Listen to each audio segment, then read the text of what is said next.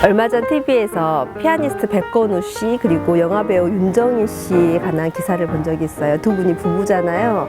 근데 윤정희 씨가 10년 전에부터 치매를 앓고 있다고 하더라고요. 그래서 현재는 파리 근교의 요양병원에서 딸과 남편의 이렇게 간호를 받으면서 생활을 하고 있다, 이제 이런 소식을 들었습니다. 제 친구가 40 넘어 결혼을 했거든요. 그래서 얼마 전에 또 아들까지 낳았어요. 근데 그 친구가 너무 아이를 예뻐하는 거예요. 야, 나는 우리 아들이 싼 똥도 예쁘더라, 똥도 귀하더라, 이런 얘기를 해요. 맞아요. 어린 아이가 태어나면 그 아이가 먹고 입고 싸고 이 모든 것들을 우리가 어른이 케어를 해주잖아요. 당연하게 받아들이죠. 그 아이가 그걸 못한다고 해서 불평을 한다든지 짜증을 낸다든지 터부시한다든지 그러지 않잖아요. 그런데 최근에 제 고등학교 친구 엄마께서 돌아가셨어요. 긴 투병 생활 끝에 정말 정갈하신 분이었는데 마지막 그 임종의 그 순간에는 본인이 직접 대소변을 어떻게 할 수 없는 그 단계에서 돌아가셨거든요. 그리고 친구 어머니가 돌아가시고 나서 친구하고 차 한잔 하면서 그런 이야기를 했어요. 야, 우리 어릴 때 우리 엄마들은 다 우리를 이렇게 똥오줌 받아내고 다 이렇게 하셨는데 참 그렇다, 이게 쉽지 않은 일이라는 걸 알았다고 친구가 그렇게 이야기를 하더라고요. 그걸 들으면서 남일 같지가 않았습니다. 여러 가지 생각을 해보게 되더라고요. 주변의 한 생명의 탄생과 한 생명의 죽음을 보면서 저는 그 생각이 문득 들었습니다. 우리가 점에서 시작해서 큰 원을 그리고 나서 다시 점으로 가는구나.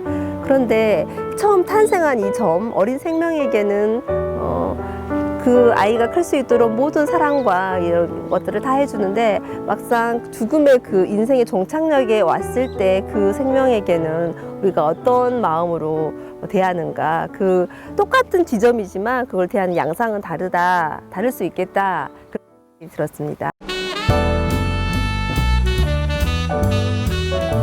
인간 존엄의 그 1단계가 뭘까 생각을 해봅니다. 한 생명이 태어나서 사랑을 받고 그 아이가 잘 자랄 수 있도록 버려지지 않고 케어를 받고, 그래서 어른이 됐을 때 누군가에게 억압받지 않고 조종받지 않고 탄압받지 않고 자기 자유지대로 살다가 마지막 임종의 그 순간이 왔을 때 천대받지 않고 더 할 수만 있다면 따뜻한 체온을 느끼면서 주변에 이 어르신 참 귀한 분인데 잘 살다 가신다, 이런 따뜻한 손길을 느끼면서 갈 수 있다면 그것이 인간 존엄의 어떤 가장 기본 단계가 아닐까, 이제 그런 생각도 한번 해보게 되더라고요. 제가 윤정희 씨 이야기를 초반에 꺼낸 이유가 있습니다. 그분이 10년간 치매를 앓았는데 주변 사람들 모르게 남편과 그 딸의 케어를 받으면서 파리 인근의 요양병원에서 이렇게 그 마지막 노후를 보내고 있다는 그 모습을 상상을 해보니까 그래도 저분은 축복받은 분이다라는 생각이 들었거든요.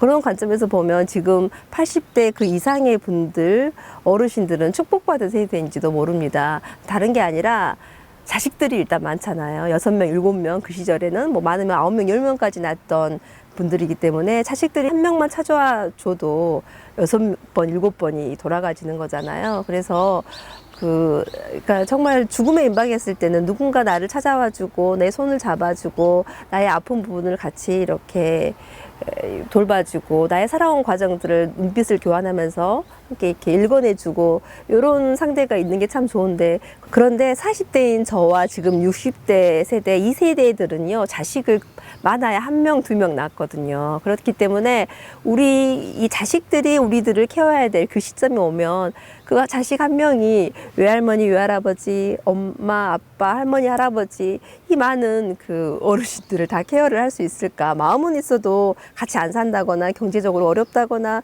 어려울 수 있거든요. 그래서 그런 아름다운 그림의 그 마지막 순간을 맞이할 수 있을까?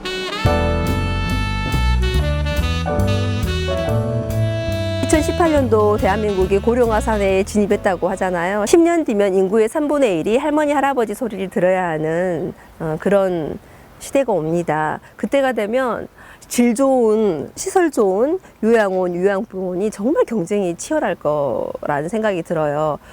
지금 양적으로 이 노인 복지 시설이 많이 늘어나고 있는 건 사실입니다. 그런데 이제 잘 생각을 해보세요. 여러분, 지금 현재 요양병원 6명, 7명이 한 방에 이렇게 케어를 받잖아요. 대소변 처리를 해야 될 때 그냥 옆에 사람이 있든 없든 그 자리에서 하게 됩니다. 저는 그래서 저의 그 순간을 한번 상상을 한번 해봤습니다. 저 정갈하게 죽고 싶고 최소한의 그런 부분은 좀 존중을 받고 싶거든요. 그런데 과연 그런 환경에서 내가 마지막 임종의 순간을 맞이할 수 있을까? 그런 생각을 하면 좀 슬퍼져요. 우리가 죽는 그날을 한번 상상해 보기로 해요. 할 수만 있다면 가장 정갈하게 죽고 싶다. 그리고 내가 내 두 다리로 내가 걸어서 화장실 가고 나를 찾아온 사람들 알아보고 대화할 수 있고 그렇게 마지막을 보내고 싶다 하지만 그게 마음대로 되지 않잖아요. 그렇다면 죽는 그 순간에 내 주변 간병인이든 가족이든 그 누군가에게 아이를 돌볼 때 아이고 그랬어요 하는 것처럼 그런 그 늙음을 이해받고 인생의 마지막 수순 마지막 단계 배설을 이렇게 함부로 내 의지로 할 수 없는 그 부분까지도 이해받고 존중을 받으면서 인간의 따뜻한 체온을 느끼며 그렇게 조용히 편안하게 눈을 감고 싶지 않을까요? 그런데 그러한 서비스를 우리가 자식만 기대할 수는 없다는 거죠. 자식들이 한두 명이고 바빠요. 그리고 그 자식이 마음이 있어도 못 해줄 수 있는 상황이 있을 수 있단 말이에요. 그럼 우리가 그걸 어디에 의지를 해야 될까요? 결국은 이 사회 안에서 해결을 해야 될 거라고 생각을 합니다. 그렇다면 현재 노인을 대상으로 한 노인 복지에 대한 전반적인 패러다임이 저는 바뀌어야 된다고 생각을 해요.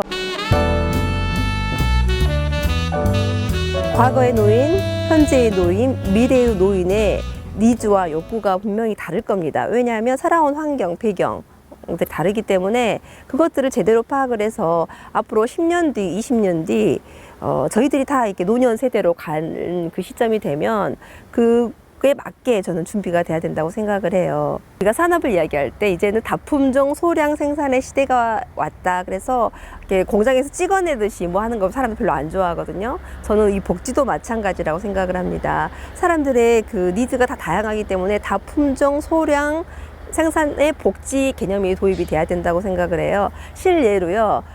그 노인의 놀이문화 하면 떠오르는 게 뭐가 있나요? 노래교실 생각나시죠? 한 방에 이렇게 한 50명, 100명 모아놓고 트로트 가수 노래를 이렇게 배워요. 근데 그게 가장 저렴한 비용에서 많은 사람들이 즐겁게 한 시간을 놀 수 있는 그런 프로그램인데 저 늙었을 때 노래교실 가서 그렇게 따라가서 노래 부르라고 하면 저 재미 하나도 없을 것 같아요. 행복하지 않을 것 같아요. 다시 말해서 우리 중년 세대들이 노년이 됐을 때는 그렇게 대량으로 뭔가를 하는 것보다는 그 소그룹으로 각자의 취미에 맞게 뭔가 프로그램들이 만들어져야 되고 이게 노인 의료 시스템에서도 같이 적용이 된다고 생각을 해요. 한 방에 6명, 7명 이렇게 케어하는 그런 요양원, 요양병원 말고 2명, 3명 아니면 혼자서 독립적인 공간을 사용할 수 있는 그런 복지시설 그리고 함께 모여서 프로그램 할 때는 모이고 각자의 방으로 돌아가고 이런 좀 환경이 필요한데 그러려면 결국은 이게 돈 문제잖아요. 돈이 많은 부자들만 그런 혜택을 누려야 한다면 얼마나 슬픈가요. 그리고 기왕이면 그것을 내 집에서 아니면 내가 살던 동네에 가까운 곳에서 그런 데에서 그런 케어를 받을 수 있다면 참 좋겠다 이제 그런 생각이 듭니다. 우리 세대들이 보통 하는 말이 있잖아요. 우리는 자식들한테 대접 받을 생각 없다. 니들이나 잘 살아라 이제 그런 이야기를 하는데 사실 그 말도 장담할 수 있는 건 아니거든요. 마지막 그 순간에 왔을 때는 자식이든 이 사회 서비스를 받든 누군가에게는 도움을 받아야 됩니다. 의탁을 해야 됩니다. 그랬을 때 마치 우리가 나이듦, 늙음이, 아픔이 짐처럼 이 사회에 되면 안 되겠잖아요. 그분들의 살아온 평생의 삶의 과정들, 궤적들 다 인정을 해드리고 대접을 해드리고 귀하게 그 늙음과 아픔도 받아들여줘야 되지 않나 이제 그런 생각이 들고 그런 준비는 저는 지금부터 우리 개인이 그리고 이 사회가 함께 머리를 맞대서 고민을 해야 된다고 생각을 합니다. 여러분은 노후 대비 어떻게 하고 계신가요? 누구는 그래요. 야, 돈 있으면 다 해결돼. 문제없어. 이렇게 이야기하시는 분도 있는데요. 글쎄요, 맞아요. 대기업 회장님들 돈 있으니까 죽는 그날까지 자식이든 뭐 회사든 다 이렇게 머리 조아리고 그렇게 되잖아요. 그런데 그럴 수 있는 혜택을 받을 수 있는 사람이 과연 대한민국 몇 프로나 될까요? 맥시멈 한 10%? 그 상류계층 10% 빼고 나머지는 저는 다 거기서 거기라고 생각을 해요. 돈이 많다는 기준이 참 애매하잖아요. 정말 요즘에 보면 정말 부자였던 사람들도요, 사업 한두 번 실패하고 나면 훅 떨어져서 정말 재기불능인 상태가 되거든요. 그런데 그러면 그런 경우는 자식들이 그걸 케어를 할 거예요? 누가 할 거예요? 돈이 그 우리의 노후를 보장해 준다라는 것 또한 불안정하다는 저는 생각이 들어요. 그 부모가 갑자기 건강을 잃었을 때, 갑자기 사업이 망했을 때, 그래서 노후 대비할 수 없을 때 어떻게 할 거예요? 자식에게 나 좀 책임져라 할 수 없잖아요. 결국은 이 사회가 같이 책임을 져야 되지 않을까요? 여러분 생각은 어떠신가요? 지금 우리 중년 세대들 40에서 60대가요, 인구수가 가장 많은 세대입니다. 딱 들어갈 때도 가장 경쟁이 치열했다고 하는데, 지금 요양원, 요양병원 들어갈 때도 어마어마한 경쟁률이 있을걸요? 시설 좋은 요양원은요, 굉장히 사람이 많이 몰릴 거예요. 상대적으로 그렇지 못한 요양원들은 또 어려움을 겪겠죠. 우리는 언제 죽을지 모릅니다. 각자 인생의 속도에 맞게 각자의 인생의 터널을 지금 어느 지점을 지나고 있는지 사실 알 수가 없죠. 우리 인생이 0에서 시작해서 원을 한 바퀴 돌고 다시 원점으로 오는 게 인생의 여정이라면, 그 지나온 마지막의 여정이 태어났을 때 축복받았던 것처럼 마지막에도 가슴 훈훈하게 이렇게 세이 굿바이 할 수 있는 그런 따뜻한 죽음을 맞이할 수 있으면 좋겠습니다.